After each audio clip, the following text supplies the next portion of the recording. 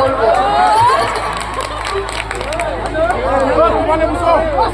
আচ্ছা দুটো বলো, আর কোন দিকে যাবো আমি তো বুঝতে পারছি না, এদিকে থাকবো না ওদিকে থাকবো?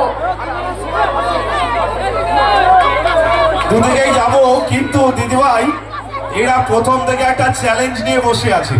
মানে জনস্রোত মতে মহিলারা বেশি। আপনি বুঝতে পারছেন যে গীতা এলএলবি অ্যাডভোকেট এসছে মানে জনগণের আদালতে, আদালতের রায় আপনাদের হাতে একটা জোরে হাতের তালি চাই, আর কিছু না। না না না, এটা চাইনি, গীতার জন্য একটা জোরে গলার আওয়াজ চাই। আচ্ছা এদিকে আসুন দিদিভাই, কুন্দনদা, ওকে। ওদিকে ভূমিকম্প হয়ে গেছে, চ্যালেঞ্জটা আপনারা নিয়েছেন, আমি নেইনি। গীতার জন্য প্রথমে একটা জোরে হাততালি কতটা হয় দেখি, 1 2 3।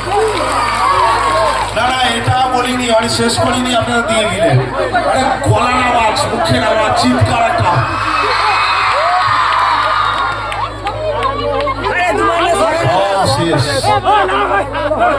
এবার দিদির কাছ থেকে একটু কথা শুনি, ডায়লগ শুনি, গান শুনবো। হ্যাঁ কার ডায়লগ বলো? এই যে চলমান ইনস্টিটিউশন, আপনি খুব ভালোভাবে জানেন কোর্টের ভেতর আমার মুখ চলে, কোর্টের বাইরে হাত চলে। কোন জখম রাজানি চুরি বাটপারি শ্রীলতানি একটাই নাম, গীতা এলএলবি। আর কিছু প্রশ্ন আছে? আছে না? মনে হয় ওরিবলটাও আছে, কোথাও ওদিকে হয়ে গেছে, এদিকে আবার করতে হবে নাকি? আচ্ছা যদি গান শুনি কেমন লাগবে? ভালো লাগবে না?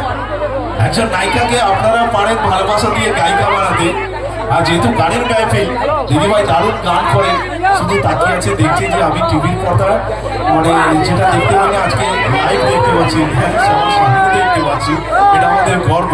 তাহলে একটা গান যদি শুনবো একটা জোরে হাততালি দিয়ে পারমিশন দিতে হবে। শুধু কেন চাইছি জানেন হাতের তালিটা?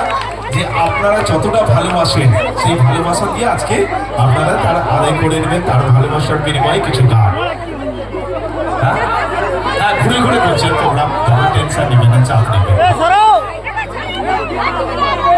গান করলে